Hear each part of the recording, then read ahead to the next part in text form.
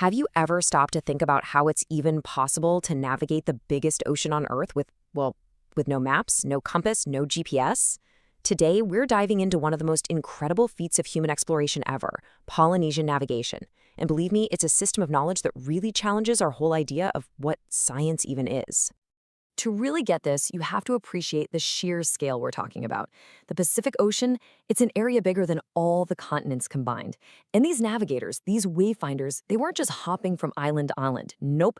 They were crossing 10,000 miles of open, empty water, finding and settling tiny little islands, some just a few square miles across. It's just staggering.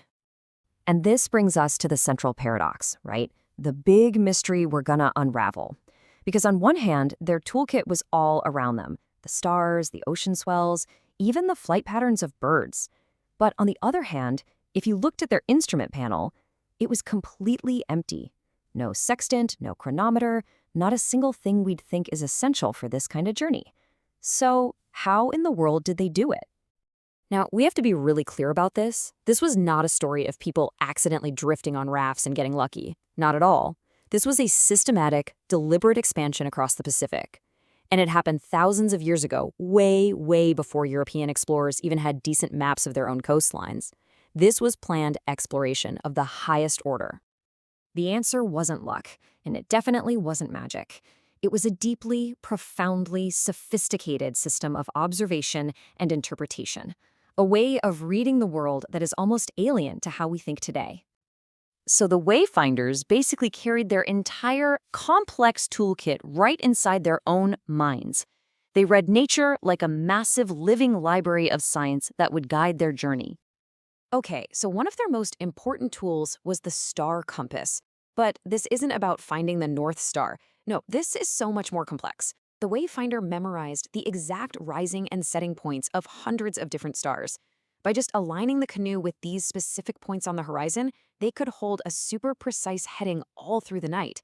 It's literally a compass built entirely in the mind. And get this, they also use the ocean itself as a map. They learned to feel these tiny shifts in the long-distance ocean swells, right through the hull of the canoe. See, an island, even one that's hundreds of miles away and way below the horizon, it disrupts these swells. It creates a kind of wave shadow or an interference pattern. They could literally feel the presence of land long before anyone could possibly see it. Incredible. So the really crucial thing to understand is that no single sign was used all by itself. The wayfinder was a master of integrating data. They'd see land-feeding birds flying out in the morning and know, okay, land is in that direction. They'd feel the wave patterns to confirm it. They'd even look at glowing plankton at night to figure out the current. And all the while, they're using the stars to hold their course. It's this dynamic, multi-layered system all happening at once. All right, so understanding what they did is one thing, but figuring out how they organized this insane amount of information without writing any of it down, well, that's where things get really, really fascinating. And that leads us to a really challenging question. I mean, think about it. It's systematic, it's repeatable, it makes testable predictions. Those are all the hallmarks of science. But it doesn't look anything like the science we're used to. The entire system of Polynesian wayfinding, all the astronomy, the oceanography, the biology they were using, it all existed and was passed down for thousands of years without a single written word or a mathematical equation. Just let that sink in. This is what researchers call embodied knowledge. It's a science you feel in your body, in the hull of the canoe. It's not some abstract information you can just look up in a book.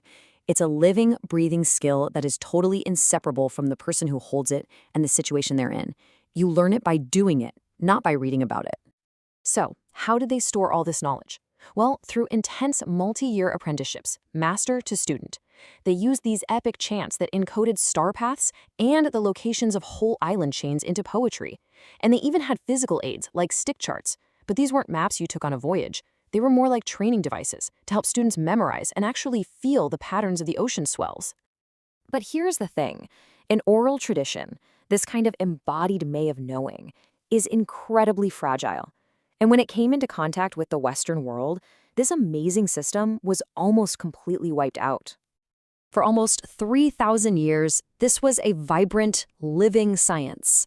But within just a couple of centuries of colonial contact, well, new technologies and new belief systems pushed it right to the edge of extinction. By the 1960s, there were almost no master wayfinders left alive.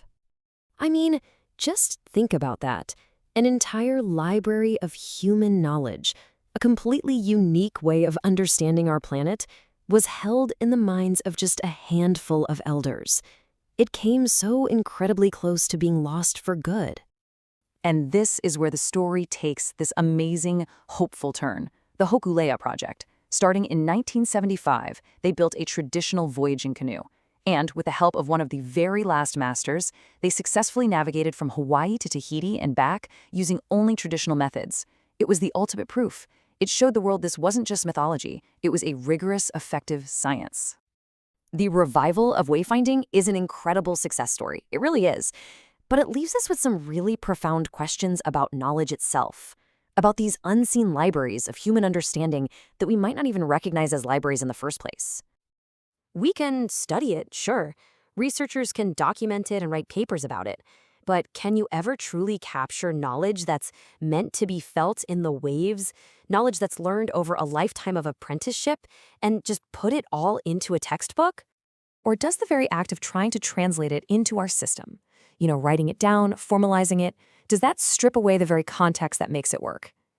Is it possible that some kinds of knowledge simply cannot survive being removed from the cultural container that created them? The story of Polynesian wayfinding is just this powerful reminder that, writing and math are not the only ways to store complex, brilliant knowledge. And it really makes you wonder, what other profound, systematic ways of knowing have we overlooked, or worse, lost forever, just because they didn't fit our neat and tidy definition of science?